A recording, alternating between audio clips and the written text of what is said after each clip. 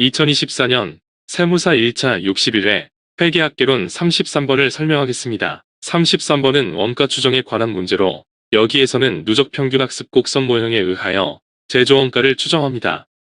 이 영상은 원가관리회계 객관식 기출문제 연습집에 수록된 문제를 오네어 스튜디오 AI 음성 영상 제작 프로그램을 이용하여 작성하였음을 알려드립니다. 본 영상은 전반부에서 연도별 기출문제와 당해연도 기출문제를 목차별로 분석하고 후반부에서 출제문항에 관련된 핵심 개념과 풀이과정을 설명합니다. 따라서 출제문항에 관한 풀이과정만 필요한 경우에는 전반부를 건너뛰고 후반부의 풀이과정 설명을 참고할 것을 추천합니다. 2024년 세무사 1차 61회 회계학개론에서는 1번부터 40번까지 40문제가 출제되었는데 1번부터 24번까지 24문제는 재무회계 분야에서 출제되었고 25번부터 40번까지 16문제는 원가관리회계 분야에서 출제되었습니다. 이 중에서 8문제는 원가회계 분야에서 출제되었고 나머지 8문제는 관리회계 분야에서 출제되었습니다. 이 문제의 난이도는 출제 분야에 대한 핵심 사항을 파악했으면 풀 수 있는 보통 수준의 문제로 특히 2024년도 출제문항은 출제 분야의 핵심을 명확하게 파악해야 풀 수 있는 문제가 많습니다. 따라서 이 문제를 통해서 매년 반복적으로 출제되는 출제 분야와 출제 유형을 파악하고 출제 분야에 대한 핵심 개념을 명확하게 정리하고 익숙해질 때까지 반복하여 숙달하는 것이 중요합니다. 33번은 원가 추정에 관한 문제로 여기에서는 누적평균학습 곡선 모형에 의하여 제조원가를 추정합니다. 원가를 추정한다는 것은 원가와 조업도와의 과거의 관계를 측정하는 것인데 과거의 원가 행태를 추정하는 주된 목적은 경영자가 미래의 원가를 더 정확하게 예측하는 데 있습니다. 원가를 추정한다는 것은 원가와 조업도와의 관계를 측정하는 것이고 원가 추정의 목적은 원가를 관리하고 의사결정 성과를 높이고 계획 및 표준을 설정하는 데 있습니다.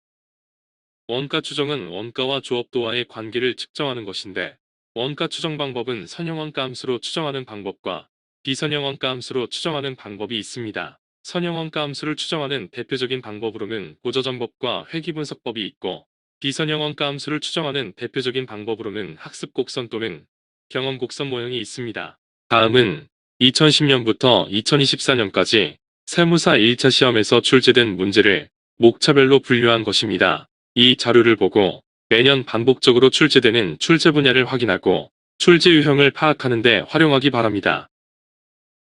주 세무는 최근에 신제품 2000단위를 주문받았는데 신제품 주문 생산에 대하여 발생할 것으로 예상되는 변동제조원가를 추정합니다. 이 회사는 신제품을 개발하여 지금까지 2000단위를 생산 및 판매하였는데 신제품 주문 물량에 대해서는 80%의 누적평균시간 학습곡선 모형에 따라서 원가가 발생할 것으로 추정합니다. 처음 1000단위 생산에 소요된 원가를 토대로 주문 물량 2000단위에 대하여 발생할 것으로 예상되는 변동제조원가를 추정합니다.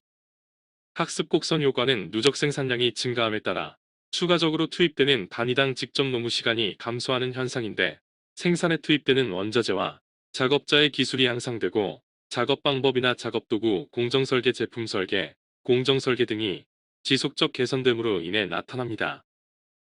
학습곡선 효과는 누적 생산량이 증가함에 따라 추가적으로 투입되는 단위당 직접 노무 시간이 감소하는 현상인데 학습곡선 모형에는 누적평균학습곡선 모형과 증분학습곡선 모형이 있습니다. 누적평균학습곡선 모형은 누적 생산량이 2배씩 증가할 때마다 누적평균 시간이 일정하게 감소하는 비율로 발생하는 모형이고 누적증분학습곡선 모형은 누적 생산량이 2배씩 증가할 때마다 누적증분 시간이 일정하게 감소하는 비율로 발생하는 모형입니다. 학습곡선 모형에서는 누적 생산량이 2배씩 증가할 때마다 누적평균 또는 누적증분 직접 노무 시간이 감소하면서 발생하는데 누적 생산량이 적은 생산 초기에는 이러한 학습곡선 효과가 크게 나타나고 누적 생산량이 많아져서 생산이 대량 생산 단계에 돌입하면 학습곡선 효과가 미미해집니다.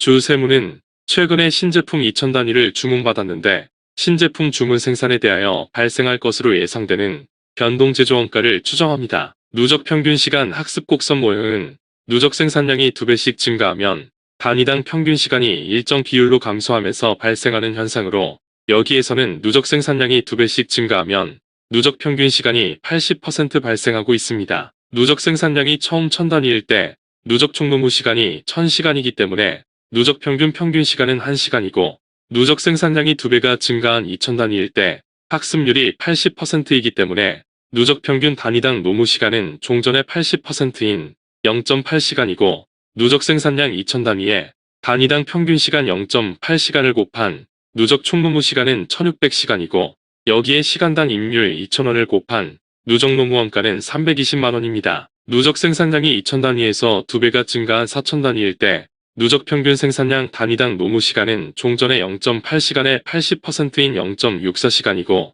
여기에 누적 생산량 4000단위를 곱한 누적 노무 시간은 2560시간이고 여기에 시간당 임률 2000원을 곱한 누적 노무 원가는 512만원입니다.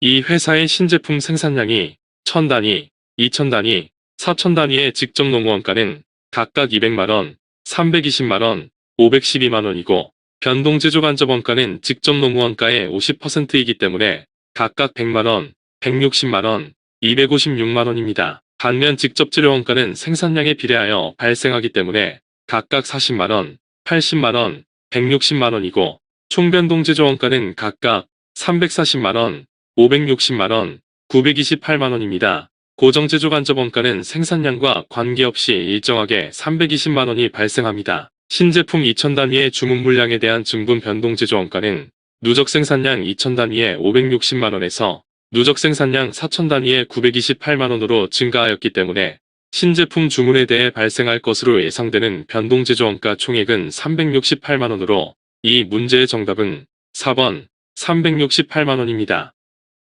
동영상 하단의 더보기를 클릭하면 원가 추정에 관한 다양한 유형의 기출문제가 정리되어 있습니다. 참고하기 바랍니다.